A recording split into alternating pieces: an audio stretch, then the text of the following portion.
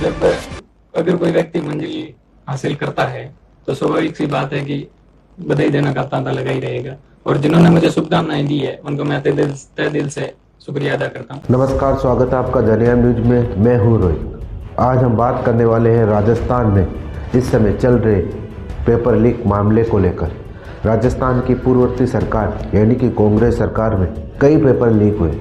आखिर उस सरकार में कार्रवाई तो हुई, लेकिन उस कार्रवाई को अंजाम तक नहीं पहुंचा पाई।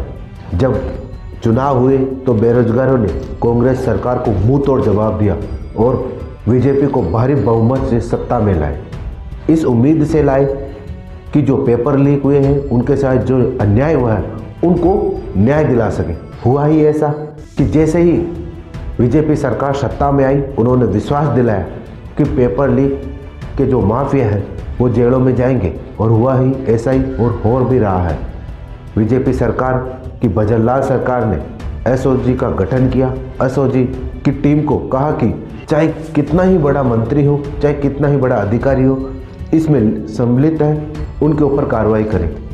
कल मंत्री किरोड़ीलाल मीणा ने प्रेस कॉन्फ्रेंस के माध्यम से कहा कि मूल विद्यार्थी की जगह करीबन 400 से 500 विद्यार्थी डमी विद्यार्थी बैठाए गए और वो पास भी हो गए। उनका प्रशिक्षण चल रहा है, उन पर भी कार्रवाई हो।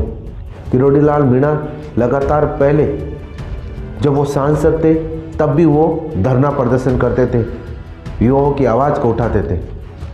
और कल उन्होंने प्रेस कॉन्फ्रेंस के माध्यम से कहा और ये भी बता दिया कि सरकार चाहे किसी की भी हो, लेकिन विद्यार्थियों और बेरोजगारों को न्याय मिलना चाहिए। अगर हम बात करें एसआई भर्ती परीक्षा 2021 की, एसआई भर्ती परीक्षा 2021 कांग्रेस की सरकार में हुई थी। वहाँ पर वो परीक्षा का पेपर लीक हो गया। लीक कहाँ से हुआ? ये लीक हुआ जयपुर के हसनपुरा, जहाँ पेपर रखा गया उसी रूम में पहले से ही पेपर चोर मौजूद था। एक तो राजस्थान में जब भी कोई भर्ती परीक्षा आती है वो 1 से 2 साल में कंप्लीट होती नहीं है। होए भी तो कैसे? क्योंकि वो पेपर पहले से ही लीक हो जाता है। लगातार विद्यार्थी जो 4 से 5 साल वो मेहनत करते हैं, और नरेंद्र बिश्नोई जैसे वो विद्यार्थी जो टॉप करते हैं, टॉप के पीछे की असली सच्चाई है वो पेपर खरीद कर वो टॉप करते हैं। लेकिन उन विद्यार्थियों का आखिर क्या होगा जो 4 से 5 साल मेहनत करते हैं फिर भी उनका नंबर नहीं आता?